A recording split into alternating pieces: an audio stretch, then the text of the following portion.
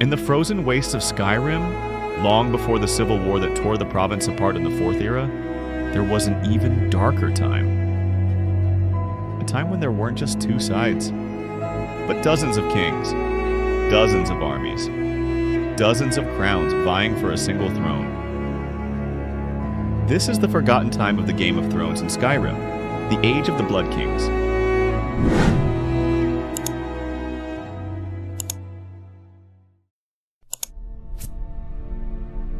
After the death of King Harold, the first ruler to unify Skyrim under a single crown in the First Era, year 221, the kingdom plunged back into chaos.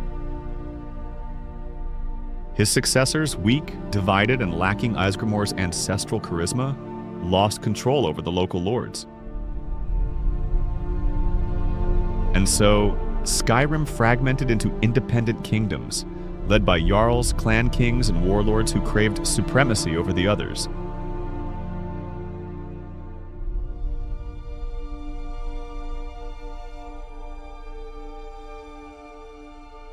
Skyrim has become a jumble of independent and autonomous kingdoms, each with its respective king wanting more and more power. Lacking a central authority to appease, conflicts would only intensify. The Wars of Thrones were more than battles. They were a prolonged civil war, interspersed with periods of fragile peace and brutal betrayals.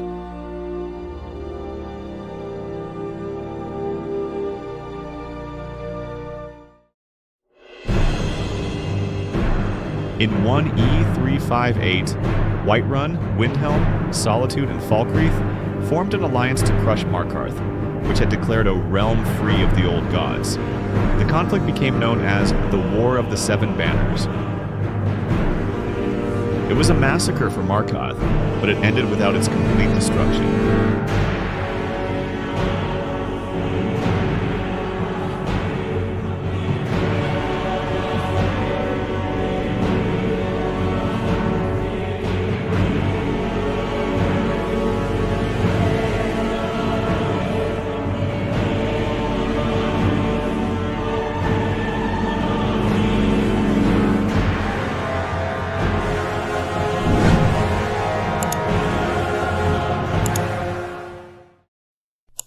In 1E402, in an episode known as The Night of the Three Crowns, a coordinated coup by assassins from the Kingdom of Riften simultaneously kills the kings of Windhelm, Solitude, and Falkreath. This causes a rupture in alliances and open space for the rise of new clans. Known as the Battle of Whiterun Bridge 1E415, it is considered the bloodiest. The Army of Solitude attempts to take Whiterun by force.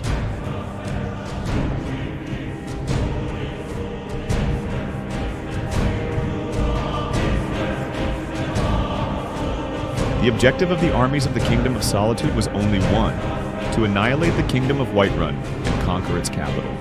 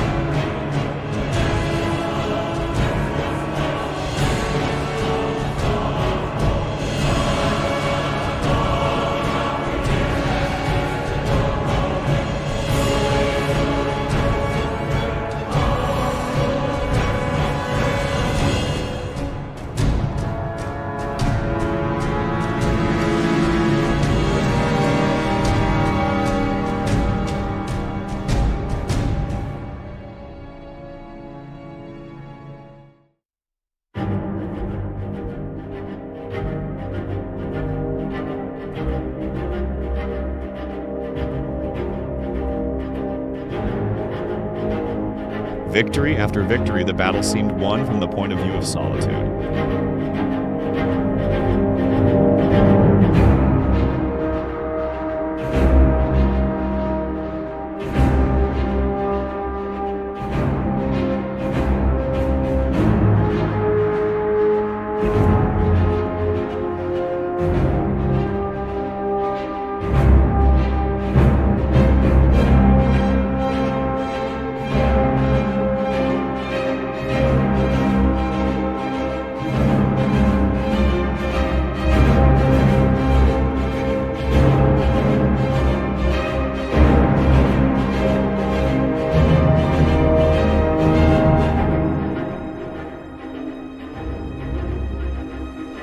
Faced with failure, Whiterun forms an unlikely alliance with the kingdoms of Windhelm and Riften to face the threat.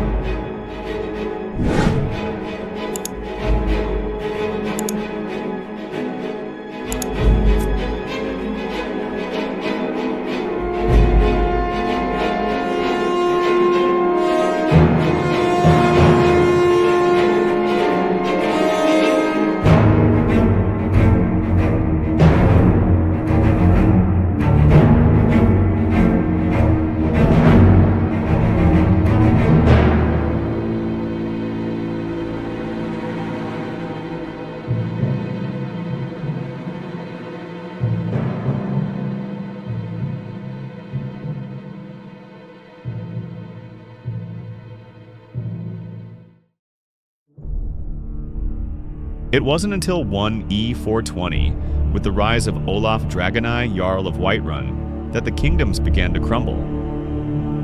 Olaf, after defeating Numinex and displaying his skull in Dragon's Reach, unified the kingdoms under his leadership, using his prestige and political power.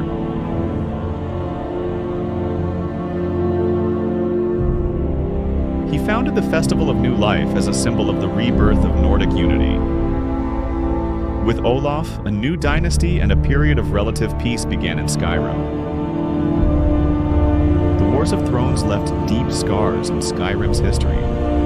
Many kings were forgotten, others were erased from the books. But the names of the kingdoms remain in the mighty cities, survivors of a time when Skyrim was a land of all and no one.